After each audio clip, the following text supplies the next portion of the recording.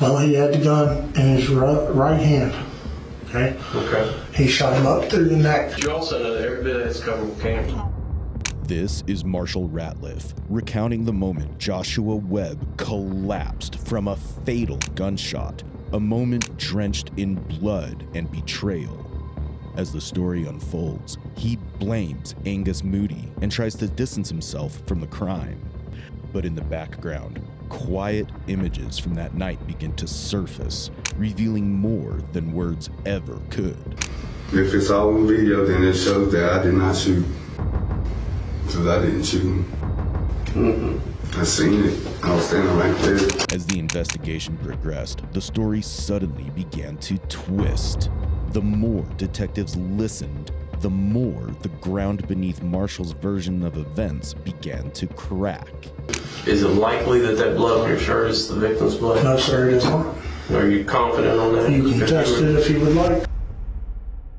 What was supposed to be a quiet summer night quickly turned heavy and tense when a single gunshot shattered the silence outside Executive Manor apartments in Beckley, West Virginia. On July 23, 2018, Joshua Webb's life was violently cut short by gunfire. The sound echoed through the apartment building, sparking panic among neighbors as they rushed to call 911. What followed was a night of shock, grief, and the beginning of a relentless search for answers. 911, where's your emergency?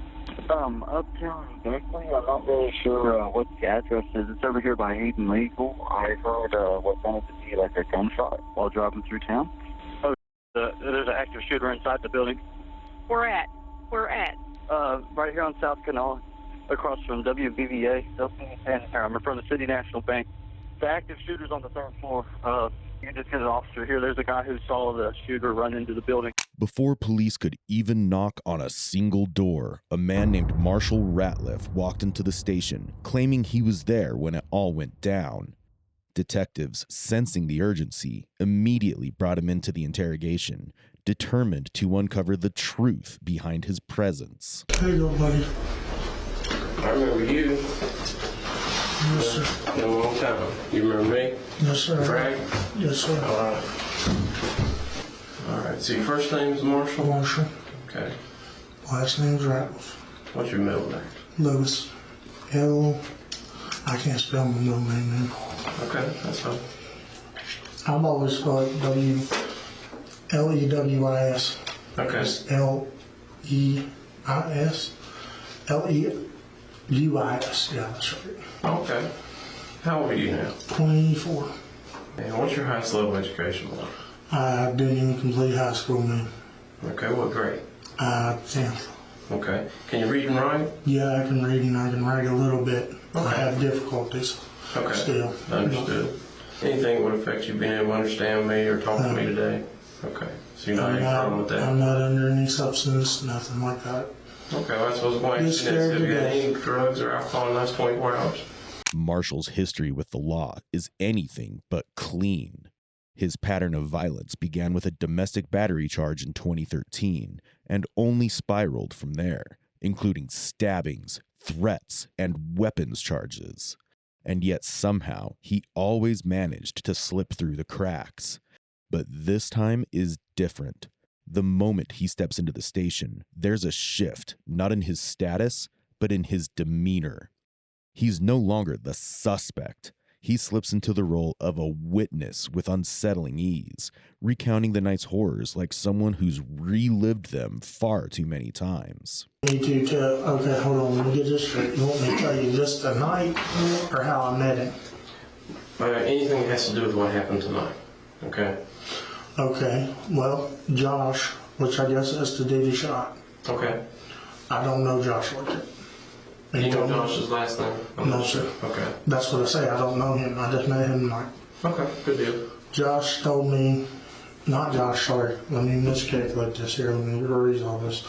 Josh came to the house with him when he come home. Is this at Main Street? Yes, sir. Okay. He's been staying at the apartment with me. I didn't even know that man had Now, a who's staying with you? I'm sorry. Angus. Okay, Angus staying with you on Main Street? Yes, sir. Apartment 306. Okay, good deal. Well, he brought him up there. They left. I left to take my way to work. Okay, so they walk up there, and did they say why they were going to Josh's house? Just said he was going to Josh's. That's Okay, all I so know. they go to Josh's, then Angus comes back. Yes. And then what's he tell them? Angus tells me that he's going to shoot him, this and that. If he comes down there running his mouth. When did Josh appear back up? Josh appeared probably about 4 minutes after Angus got Was he there. walking too? Yep. Okay, so he walks back, and that's when this altercation goes. Yes, sir. Angus comes back, Josh comes back. At Yes, this sir. point, they have a little altercation, right? Oh, it was more than an altercation. And you're saying that Josh point, wanted to beat his ass, and Josh wanted to jump on me, and I told him, I said, look, dude, I said, I don't know you. I said, I don't know even who you are. You know what I mean? I guess it was one of his friends because he showed up when he showed up. So I just ignored it, you know. one of his friends, I'm sorry. Angus's. Okay. I'm sorry, I keep No, you're fine. forgetting that this is audio and video. But I ignored it, and I let them fight whatever they was going to do. And then Angus pulled that gun out of his pocket, had it in his left hand, and pointed it right between the boy's eyes and had it cocked. I said, Angus, man. I said, put that away, dude. I said, what are you doing? Well, what did Josh do at that point? Josh just kept on towards him. Okay. He said, shoot me, mother. Shoot me. Okay. And I don't know why people's got to use guns anymore. Marshall recounts that night with a chilling calm that unsettles the room. With eerie clarity, he wastes no time laying his cards on the table. He straightaway claims that it was Angus Moody who killed Joshua Webb. But it isn't just his cold demeanor that unsettles the detectives. It's the eerie precision in his delivery, as if he'd already rehearsed every word. And with everything aligning, he opens the door to a series of revelations that shake the investigation to its very core. So let's say, so this at this point, obviously this goes on, there's a gun in Josh's face, so on and so forth. Yes, sir. And then at some point you say Josh leaves, right?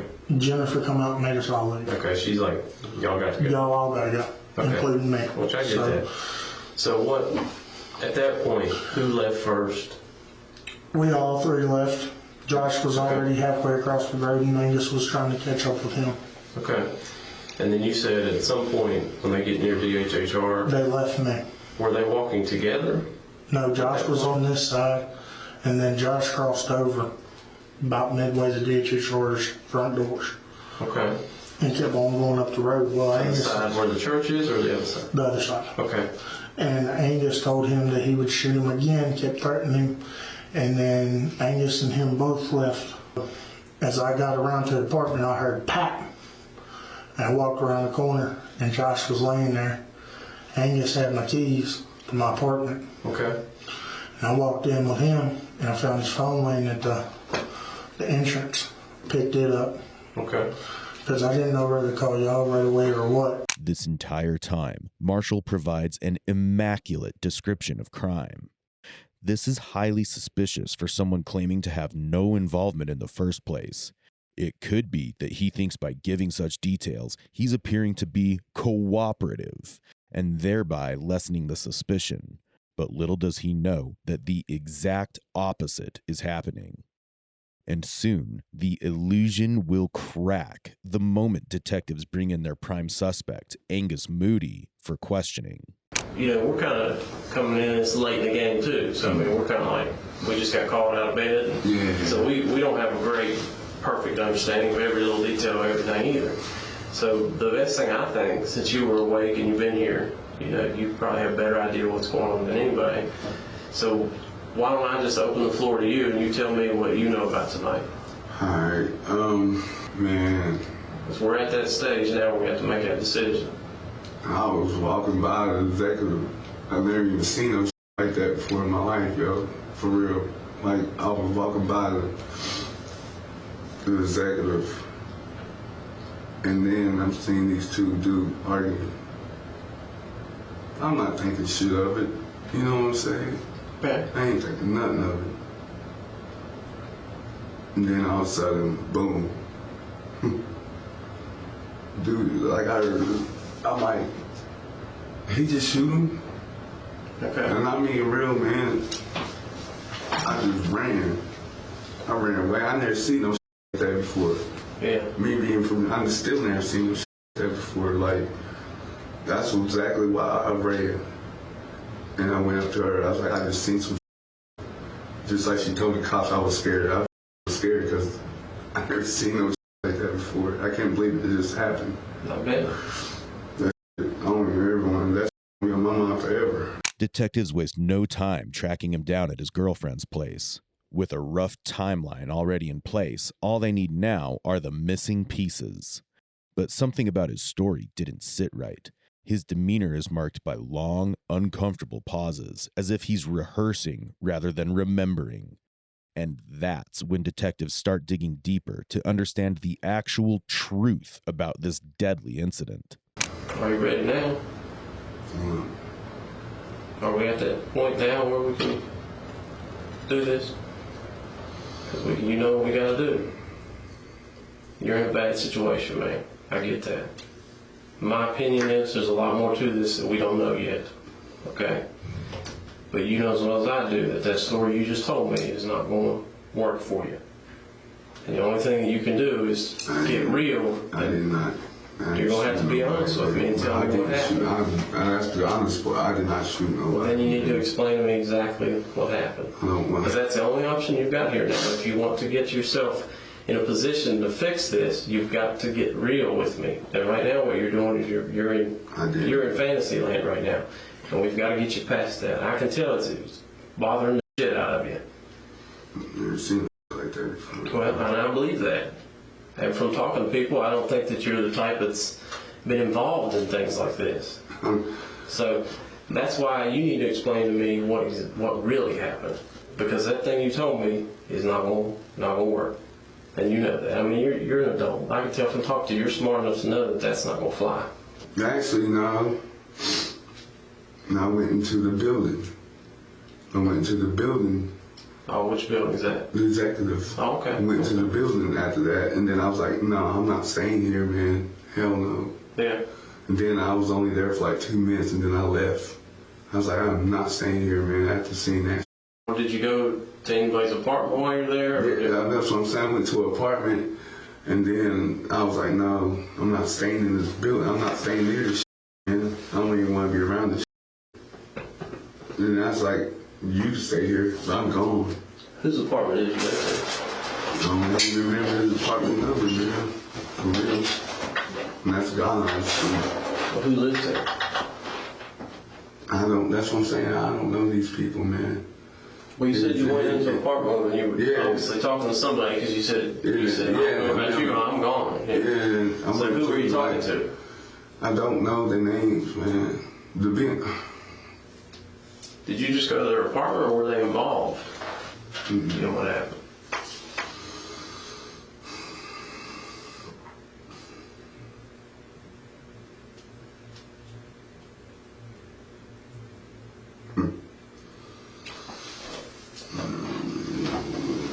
I just know it. I didn't have nothing, man. I didn't shoot him. This is not what I asked for, man. Detectives push harder, making it clear to Angus that he's in serious trouble. His story keeps shifting, but eventually, he admits going to Executive Manor after the shooting, a desperate attempt to shape the narrative that ends up raising even more red flags. When asked for details, he grows distant, clinging to the same line, that he had nothing to do with the shooting. But his version doesn't come close to the gruesome account Marshall had already laid bare. Now, where were you when that shot occurred? Where were you? I was just now popping the corner. Okay. I had to leave, so I was going back home to get my dog to walk me in the park. Okay. So you were Main Street in Canal? I watched him shoot him. I can tell you exactly how he shot him. Show me. Well, he had the gun in his right hand. Okay? Okay. He shot him up through the neck. He pointed it right here in the gun. How close was it? Close range. I mean, how close? Show me. About this far apart. Okay, so it's almost touching. Yeah. A couple inches. Yep. And he pulled the trigger and shot him. Okay. And what did he do at that point? What did Angus do? He ran back in the building. Okay. And as I was going around, because Josh was laying in the pathway there, the ramp. Mm-hmm. So I went up the stairs and went into the building. Okay. And I followed behind him because he had my keys. I couldn't get in. So we went up to the apartment, and he would, I shot this dude, blah, blah, blah. I said, I know. I said, I heard it go off, dude. I said, what the are you doing? I said, you can't be in my house like that, man. I said, I'm a felon. I ain't even supposed to be around the firearm, dude. Yeah. Did he not know that you actually seen it happen? No, he didn't see me. Okay. But you actually laid eyes on him and saw him put the gun under his chin? I watched him, and I can tell you exactly what the handle looked like on it. What did it look like? It was like a finished cherry wood handle. What color was the metal? Was it black, silver? It was silver. Okay. Do you know the difference between a revolver and an automatic? Yes, I do. An automatic takes a clip, and a revolver takes a cylinder. What kind is that? What? The one he had. What was it? That was a cylinder. 22 revolver. Okay. Had you seen it before? Had he been No, sir. carrying it or anything? No, sir. Okay. Well, I ain't even put my hands on it. Okay. Tonight is the first night I seen that gun. Okay. Does he know of him to have any other guns? No. You can go search my apartment. The only thing sitting up there, and it's mine, is a battery-powered BB gun. Marshall tries to come off as just a bystander and constantly tries to shift the blame, but something doesn't sit right. There's a nervous edge to his words, a need to explain just a little too much.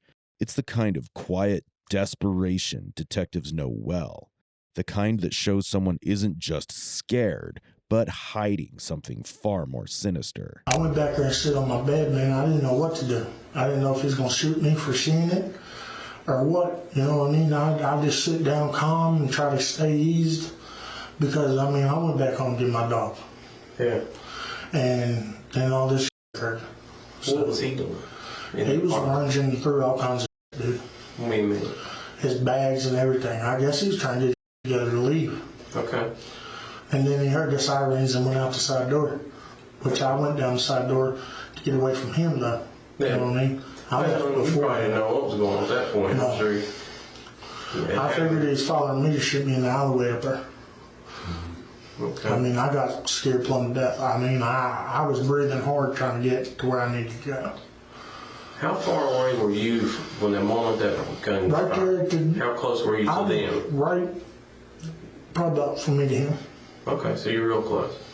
Is it likely that that blood on your shirt is the victim's blood? No, sir, it is not. Are you confident on that? You can test it if you would like. Okay. That's my blood, and right there's the blood that it came from. Okay. Is that just that area on your shirt there? Yep. That's it, because I kept going like this. Okay, and I see you got a bunch over here. Yeah, that's from my fingers. Okay. I bleed pretty profusely. Okay. To your finger. I bit it. Hangnails. I mean, that was a question they asked me as well. So. Okay, good. Yeah. Well, we just asked because I mean, you see blood. Yeah. I was going to mention that, but yeah, that's where that came from. I'm not trying to come down on you or anything like that, but I just want to make sure we got everything covered. Okay. So, one of the things that I don't want to happen, because right now you're a good witness, you're a witness to this, you had nothing, as far as we know, you had nothing to do with this, okay? I didn't have nothing to do with it. That's what it sounds like. So that's why we want to keep it, because it's important to us to have good witnesses. Yes, sir. But the important part of that is we have to have good, honest witnesses, okay? Yes, sir. So what I'm saying by that is obviously you know Neville Street and Main Street, all that area. Yes, sir, I know all that. I You walk know all of every it, and you also know that all of it's like completely covered with cameras, Yes. right? So the only thing I want to make sure of is I don't want to take any chances on anything that you said to get misconstrued. So I want to give you an opportunity to make sure that you're 100%. Everything I told you is 100%. But what I mean is, as far as like where you're at, is everybody walking together, those sort of things. Because a lot of times when somebody witnesses something like this, they'll start to steer things, make it sound a little bit better, you know, or distance themselves. If you watch the cameras by the HHR, you'll see me walking up there with him. Okay. That's what I'm saying. I mean, you kind of indicated a little bit ago that there was some separation there. I just want to make sure that we're not. By DHHR, I was on camera the full time. Marshall builds his story carefully, just enough detail to sound believable, with a touch of fear to seem shaken, and carefully placed facts to appear honest. But something still feels off as detectives notice blood on his hand. The story he's crafted starts to unravel. Yet the full truth, the darkest part of it all, still lies with Angus. But I'm gonna let you in on a couple things real quick, just because I think it's only fair to let you know. The reason that we're confident talking to you And the reason that we want to get your side is to see basically, I guess you could call it an integrity check, okay? We wanted to come in here and see how honest you were going to be and whether you were going to be forthcoming with the information. Now, the reason that we know that you're not is because do you realize that basically the entire trek that you took before this happened and where you were at, where it happened, everything's basically one long video, right? You know that Neville, Maine, Canal Street, there's a bank right across the street from where this happened. Yeah. You do understand that all of these places is just like one big link of video, right? Mm-hmm. So I'm not coming down on you and I'm not trying to be mean to you by telling you that, but I want you to understand that you're in a situation. And I think that you were smart enough to realize the situation that you're in, and the story that you're telling is not matching reality. So you have to explain to me what really happened that caused you to do what you did. Because we're beyond all that. I didn't shoot nobody. Well, you're going to have to get past that. I get it, but you're going to have to get past it. I understand. Am I being blamed? Am I being the one that's saying that they blaming me? Yeah. They're not blaming you. I'm telling you. It's not a question. This is not a question of bringing you in here and asking you if you shot this guy. Okay, we're beyond that. We know who shot the guy. You did. The fact of the matter is now we want to. I did. Yeah, we want to know why. I didn't shoot him. We want to know why. No, I didn't. I didn't shoot him. Come on, man. I put that on everything I love. I did not shoot him, man. I swear to God, I didn't. Do you really think that's going to hold up? I did not shoot him. I'm not going to lie about nothing like that. I've seen somebody else shoot him. So I swear to God, I ain't shoot that dude. I don't even, man, I'm not being blamed for that. It's not a matter of being blamed. Like I said, do you not realize what I'm telling you? Do you not grasp what I'm saying about the whole thing's on video? And let me explain to you. That's all I need to hear. Let me explain to you that you look very different than the person you were with, right? I mean, I think you could agree with that. Mm-hmm. You look very different than that person. Mm-hmm. So it'd be very clear who had done that. Exactly. So that's what I'm saying. Then if it's on video, then I didn't shoot him. I'm comfortable with that. Well, if it's all on video, then it shows that I did not shoot. Because I didn't shoot him. Mm-hmm. I seen it. I was standing right there. Angus clings to denial, shaping a version of events where he's nowhere near the trigger. He leans on doubt, questions the evidence, and swears the truth is on tape. But behind the calm facade, detectives sense resistance, like a man holding together a story that is on the verge of falling apart. And the deeper they look, the clearer it becomes. Angus still has more to reveal. Do you realize that you've probably told, I'd say, the range of 25 to 30 lies just in the time you've been in here? Look, man, I didn't. About where you've been? If you got it on video, that makes me comfortable already. I know for a fact I didn't shoot him. Then it's on video. Well, it is, and not only that, but okay, there ain't no video of me shooting. Well, there's also video of Gomar. Remember that? Mm-hmm. You didn't mention Gomar, did you? I mean, stop by Gomar. Yeah. So I said Sheets. Well, there happened to be an issue at Gomar too, right? Well, that happens to be on video as well. Mm-hmm. And guess who's involved in that issue? Yeah. Can you tell me? Me. Yeah, you. That's right. Not the other guy. Mm-hmm. You. Do you see where I'm coming from? Mm-hmm. Are you picking up what I'm putting down now? I understand, man. Okay. I didn't shoot him. You gotta get real. I'm getting real. I swear to God I didn't shoot him. I am not lying. So you're telling me that what happened to Gomar can happen? No, and you can go straight down the road. Guess who had to Gomar? Obviously, you know exactly what happened to Gomar, and you realize that's on video. Yeah. So how can we get from that, where you had the gun, obviously, I mean, clearly up there you had the gun, explain to me from that moment to where this guy gets shot, exactly every detail. If there's video across from the bank, then it would show him taking the gun from me, which I really didn't want to have the gun. I should never gave it to him. But I didn't think he was gonna shoot him. You know what I'm saying? I really didn't. I didn't think he was gonna shoot him. Mm-hmm. And he shot him. And I was like, here. Well, what did you think he was going to do with that gun? I thought he was just going to scare him to get him out in front of his door because he would try to block his entrance to his crib. Detectives confront him with footage showing the gun in his hand at Go-Mart. He claims it was only to scare, not to kill. But then how did he go from holding the weapon to watching someone else pull the trigger? The question lingers as the evidence starts to tell a different story. You acknowledge that you wasn't honest when you first came in here? Yeah. Okay. Starting back at Go-Mart, how do you all end up at Go-Mart? Because Marshall was right there and he had a problem with him. And then I'm sitting over there being dumb and inheriting his stupid beef. But then I was like, man, I ain't even worried about this shit. But at Go-Mart, it really doesn't seem like it's Marshall that has the beef. And I know it seems like it's me. And that's what's crazy because, like, you got the, I know. You got the gun. Yeah. You're pointing and then I'm sitting over like, man, because dude was threatening me. I was like, look, that's between y'all. That's what I was sitting over saying, man. Like, I'm got shit to do with me. I was like, man, I told Marshall, I was like, man, you need to get up on your own feet. I don't even know. I don't know. That motherfucker, you know what I'm saying? If he owes you money, you need to figure this out. I don't even know. That's the truth. Don't even know. Well, tell me, why would you point the gun at him at Go-Mart? Because he kept threatening me. Kept sitting there like talking, you know what I'm saying, to me. I got a temper. And I'm like, nah, man. Like, I don't have, that's between y'all two, man. I don't have shit. I was like, and that's why I start telling him, he need to own up to his shit, man. Right. This is y'all's problem. I don't even know, dude. So tell me what happened there. I know you and the guy, you're going back and forth. You're pointing the gun at him. Yeah. What's he saying when you're pointing the gun at him? He's like, shoot me. And I was like, I ain't doing that. The second he was saying too. I was like, I ain't doing it, man. I just like, I ain't even trying to go there, man. So we're still thinking like he's just gonna go. And then when we get to his crib, he's like blocking the way. So what happens then? That's when he shoots him. You still have the gun though? I don't have the gun.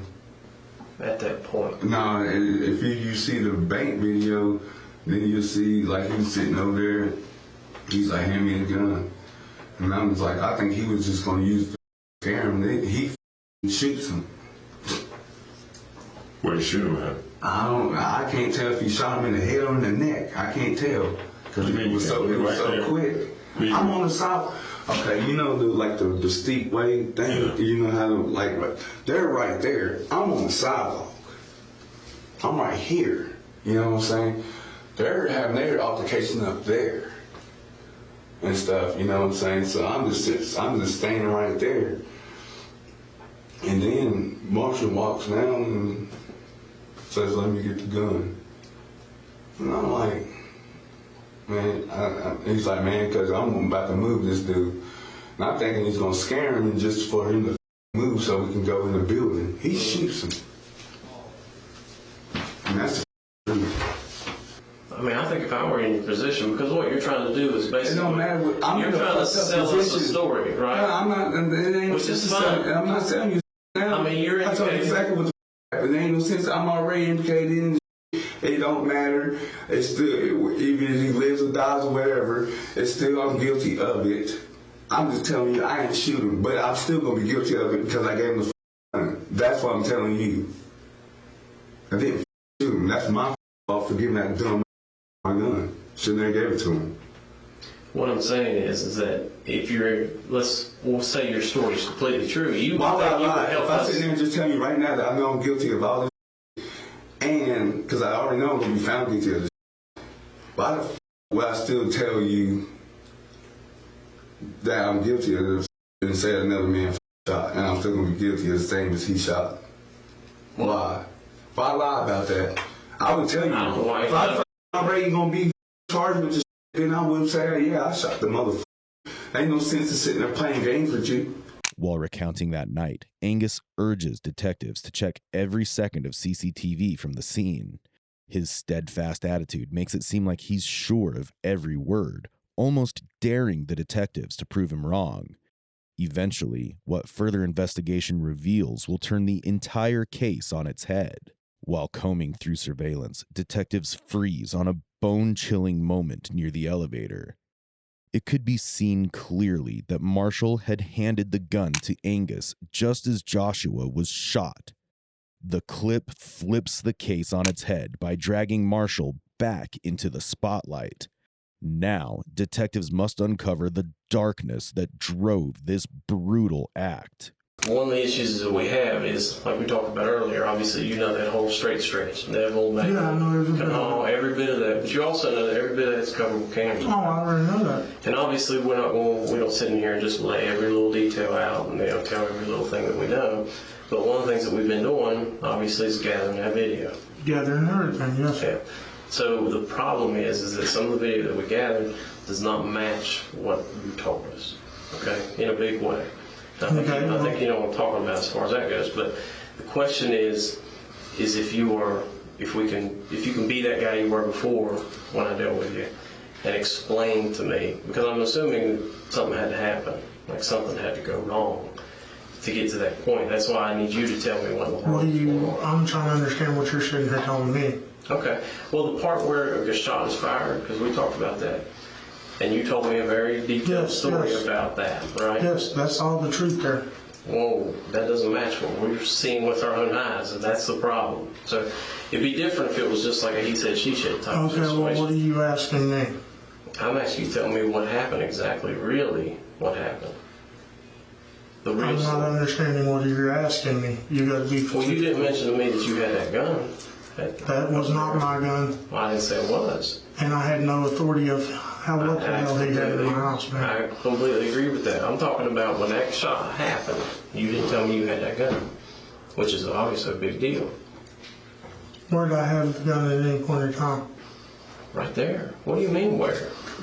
I ain't killed nobody, bro, if that's what you're getting to. Well, what I'm telling you is I don't think that you meant things to happen the way they did, obviously. But the problem is something happened. And the only people that can tell us that is you two now, because there's one that can't tell us right now. So I need you to explain to me what the hell went wrong. Because it sounds to me like you got a bad situation, a pinch, and something bad happened. And now you're in a position where the only thing you can do is explain it to me. Because I don't think this is not you. This is not the Marshal I've dealt with. Because the way that went down does not look like you. Detectives hit Marshall with video evidence that tears holes in his story. He doesn't panic. Instead, he maintains steady eye contact and speaks clearly. And as the pressure mounts, what he finally reveals doesn't just blow the case open, it leads them somewhere no one expected. He raped my niece, bro. Really? When did that happen? That was Chelsea, the one that was up in Fayetteville. I don't know about that. And I've told him numerous times, don't come to my house. Oh, yeah? Yeah, but I didn't mean for the gun to go off. Okay. Well, look, you certainly not going to see any pity for a rapist from me, because that's like the worst thing you can do. So you need to explain to me, because I get that. If that's what he did. I didn't really mean for the gun to go off. He come to the house and was starting trouble. And I didn't mean for the gun to go off. I was just trying to scare him. I didn't even know there was a round in the gun. Okay. Well, when you say he came to the house causing trouble, what did he do? Out front, he was out there trying to kick my door in. I can't have him out there kicking my door in, and I told him, leave me alone. Okay. When did he do that to your niece? How long ago was it? About 4 months ago. And I told him that he needed to stay away from my home. I see. So, I mean, you knew this guy's bad news. Yeah, but I didn't let him in, though. He came home with him. That's what I mean. But you knew this wasn't the guy you wanted in your apartment. Marshall insists he never meant to pull the trigger, just to scare the man whom he claimed had crossed a line. From his account, it's clearly evident that he's scrambling for any explanation to get him out of the mess he secreted. It is a very common response by those who have realized that there is nowhere left to run. He said panic took over when the confrontation turned violent. But was it fear or something far more deliberate? I mean, I'm not picking on you, but you got to get this right. And the only way to get it right is to be honest. So it's only logical. I'm assuming this guy's coming. He's obviously being somewhat threatening, is what you're indicating. So, and he also threatened a lady. That's part of it. Okay. Well, I wouldn't. And she's been raped for. Well, especially if you know he's capable of it, I'm sure I wouldn't. And if I mean, the way he was looking at my old lady tonight, I didn't like that. Was that a go mark? No, that was in my house. Okay. Before, that was when Angus brought him home. Okay, so that was earlier today. Yes. Okay, and you didn't like the way he was looking at her? No. Okay. Did he say anything to her? Nope. Okay. Did she say anything to you about the way he was looking at her? Nope. Okay, you just picked up on it. Okay. Just when it all begins to unravel, Marshall drops a new motive, one that shifts the entire narrative once again. Whether it's the truth or a calculated move to save himself, it hit another twist in an already twisted case. And then he threatened to harm me. I mean, what else do you want to know? What did he do? What did he say to threaten to harm you? He told me that he'd pick up something and bust me in my head with it. Yeah. And he went to reach in for his pockets. They're on the platform. What am I supposed to do? Well, here you go again. You're doing exactly No, what I'm I'm asking being you to honest do. with you. No, I get that part, and that part might be true. What I'm telling you is that I hope you understand there are certain things. Obviously, the video. I ain't never been through all this. I get that, but I'm helping you. I'm trying to break it down for you. You got the video. There's also things called ballistics, which tells us how close people are when guns are fired. You know, when somebody gets hit with a bullet, it tells I you. know what ballistics is. I watch enough of CSI. What I'm sitting here trying to figure out, okay, you're telling me about the ballistics, this and that and that and this, okay? What is the specific thing you want me to tell you? It's not so much what I want you to tell me, it's the fact that I don't want you to tell me the things that you're telling me that aren't true. Like the fact that you were trying to portray him as a lot more aggressive in that moment than he really was. And I don't want you to do that because it just doesn't jive with the situation. It makes you look like a dishonest person. And if you're looking for any kind of, to show that you were redeemable in some way, then that doesn't work. You have to. I already know I ain't redeemable. Well, you have to lay it out there. I mean, what do you want me to How are tell you you? not redeemable? What does that mean? I'm up to creek, man. What do you mean I'm sitting I mean, you're not like an evil person, are you? No. So that means you're redeemable. I mean, you I did a can bad do it, thing, but I don't want to. but it just means you did a bad thing. It doesn't mean you're bad all the time, like core to your core, okay? So that's what I'm saying. If you want society to believe that this was just a bad act of somebody that's not completely horribly bad, then you have to tell the real story. And like I said, you're trying to portray this guy as though he was aggressive towards you, and it just doesn't pan But out. he never said nothing to me, other than he was going to kill me. That was it. I don't believe you said that, Marshall. Well, I mean, I what don't do believe you you said that. And that's what I'm trying to tell you is you're painting this picture. Listen, man, you're asking me questions. I'm answering as truthfully as I can. Well, that's the problem. When it's called a qualifier, when you put that at the end and you say, as I can, truthful as I can, that means you are not telling the full truth. It means you're telling me the parts that are okay for you to give me because they don't hurt you. But the question is, I'm trying to figure out what happened in Marshall's head, all of a sudden make you shoot I don't him. know. Just kind of, I'll be honest with just you. that angry about everything? I don't know. I really don't. Okay. I'm being honest. I don't really know. I don't know.